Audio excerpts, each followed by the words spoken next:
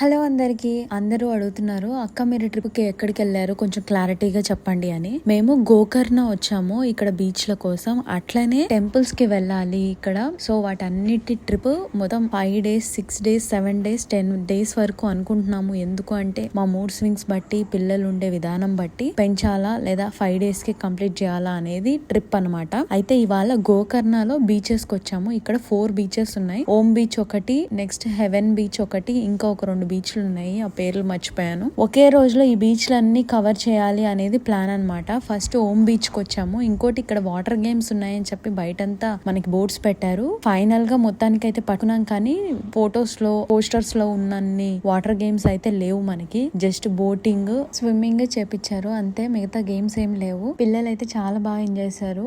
మరి full video ఇంకా చూడలేదా? చూడకపోతే మాత్రం కింద టైటిల్ లో యాడ్ చేశాను, ఒక్కసారి వెళ్ళి చూడండి. చాలా ఇన్ఫర్మేటివ్ గా ఉంటుంది. హాలిడేస్ కి మీరు ఎక్కడ వెళ్ళారు?